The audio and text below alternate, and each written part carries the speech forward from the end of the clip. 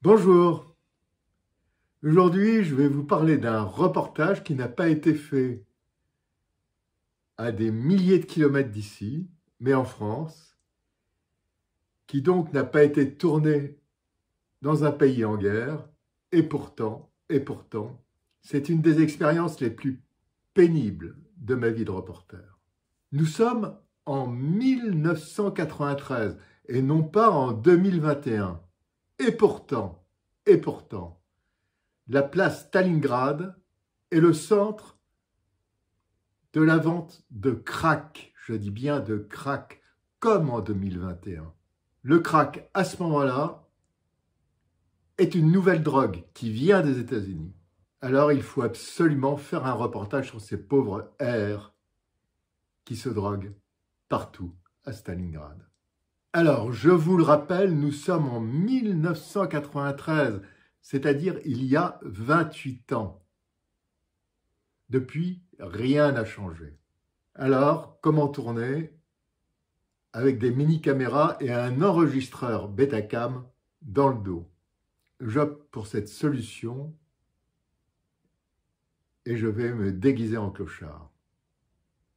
L'homme qui vient m'apporter les petites caméras me montre comment des petites caméras qui seront glissées au bout de mes doigts, comment déclencher l'enregistreur Betacam qui sera, lui, dans un sac à dos. Nous sommes le lundi 27 septembre 1993, je commence le tournage.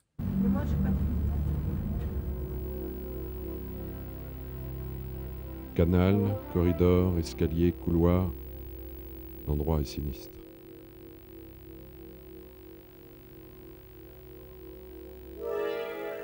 Crack, dérivé chimique de la pâte base de cocaïne, se vend sous forme de cristaux brunâtres.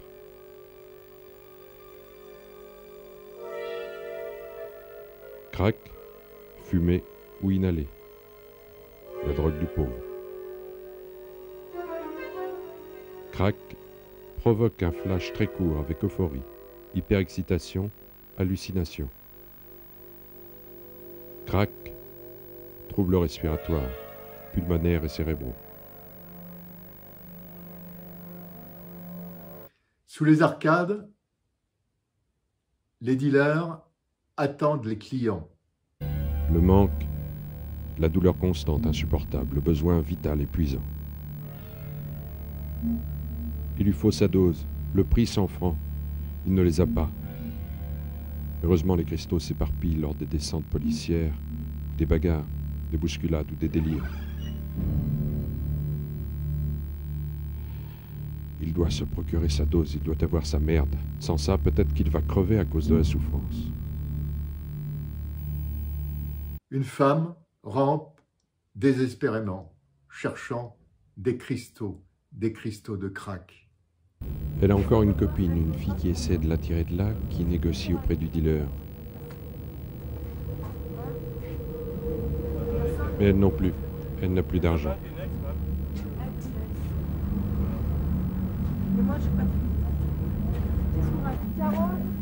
Carole n'entend rien. Sa copine insiste.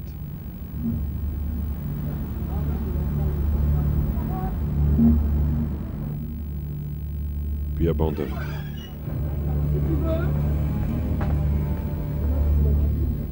Sur la rotonde, des jeunes hommes font le tapin, espérant pouvoir prendre bientôt cette substance qu'ils aiment tant. Se vendre pour une dose. La prostitution à la va-vite dans un escalier ou dans une voiture. Comme un cauchemar qu'on n'oublie pas. Comme un sale rêve dont on ne sort pas.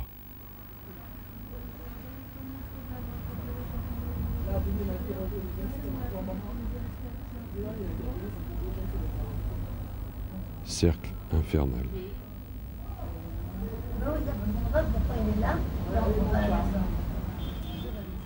Les garçons aussi se prostituent au coin de la rue.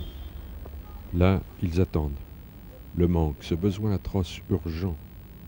Tout le reste peut attendre. Un homme s'approche et me demande si je peux me faire un peu d'argent. Je dis oui, ben oui, pourquoi pas. Il m'amène devant une petite boutique. Une vieille dame est à l'intérieur. Il me dit « Tu l'assommes, moi je prends la caisse. » Et on partage. Je l'envoie bouler. Entre-temps, j'ai trouvé un endroit où je peux changer la bande Betacam qui n'est que d'une demi-heure. Une demi-heure d'enregistrement. Après, il faut changer la bande Betacam. Et donc, j'ai trouvé un bistrot chinois, en face de la gare de l'Est, où je peux changer cette bande. Ce bistrot est à environ 600-700 mètres de la place Léningrad.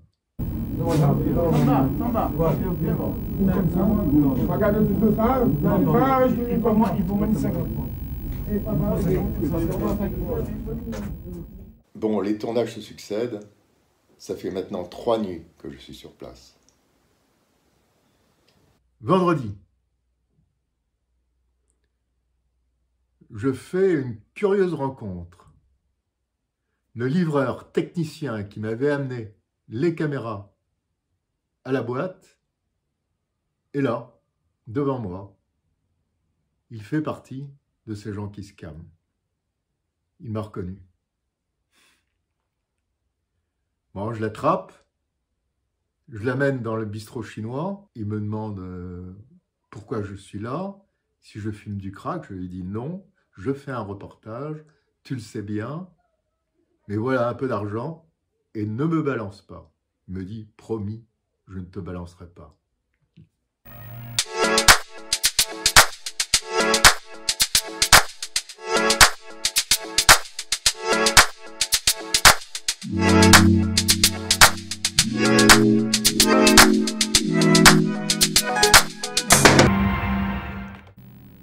Il chauffe dans sa pipette les restes noirâtres collés sur les parois.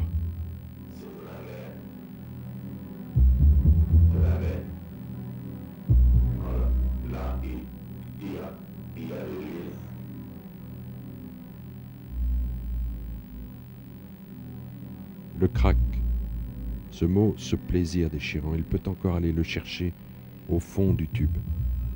Le résidu de crack, il le traque, il le gratte.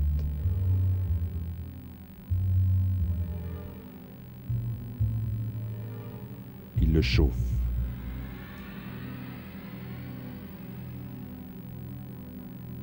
Samedi, je m'applique à saisir les conversations. Aujourd'hui, il y a vraiment beaucoup de drogués, le week-end de la cam. Je tourne une première bande qui a l'air d'être bonne.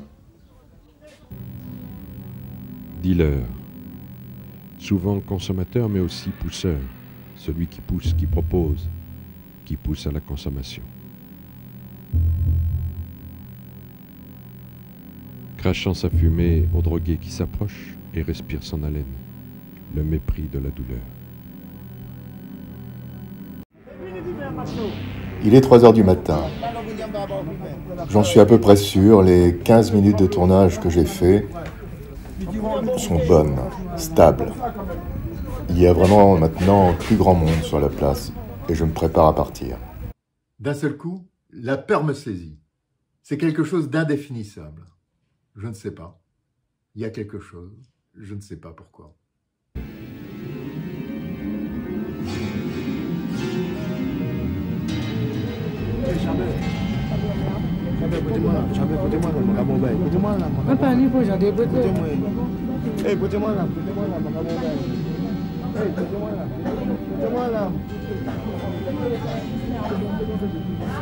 C'est alors que j'entends derrière moi une voix qui me dit « Toi, tu es en train de filmer. »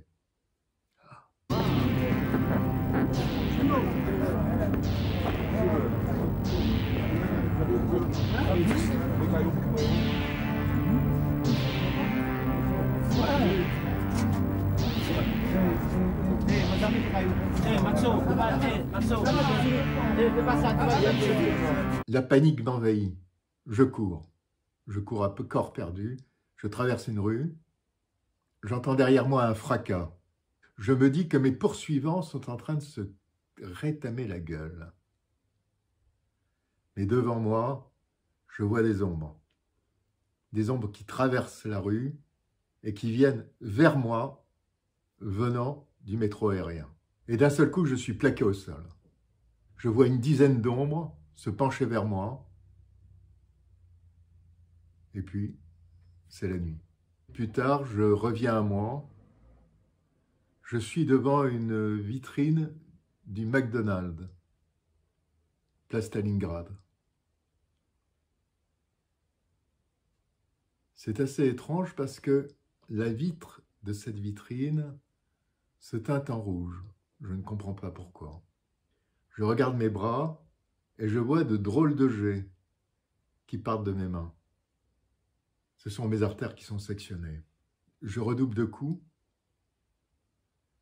Sur cette vitre, je vois un homme apparaître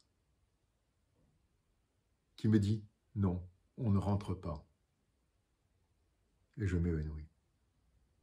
À nouveau. Quand je me réveille, les secours sont là. Je suis à l'intérieur du McDonald's. Les pompiers me demandent qui je suis. Je dis que je suis journaliste. Je leur demande d'appeler un de mes amis qui arrive tout de suite. Tous les tendons de mes mains ont été sectionnés par 8 coups de couteau. 8.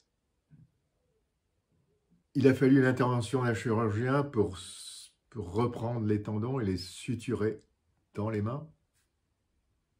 Pendant 6 mois, je suis resté avec des attelles en plastique. C'était insupportable. Mais même maintenant, 28 ans plus tard, j'ai toujours mal aux mains. Alors pour moi, ça a été une expérience épouvantable. Pourtant, j'ai été blessé plusieurs fois par balle, dont une au Vietnam où j'ai pris 2 balles dans le ventre. Mais cette expérience, pour moi, a été hyper traumatisante. Alors voilà, là maintenant, vous pouvez voir dans quelles conditions, nous les journalistes, on peut être amené à faire des reportages et dans quelles conditions on risque notre peau. Voilà. Eh bien écoutez, j'espère que vous avez aimé ce récit et n'oubliez pas, maintenant il faut militer pour que le crack disparaisse de Paris. Allez, au revoir. À bientôt.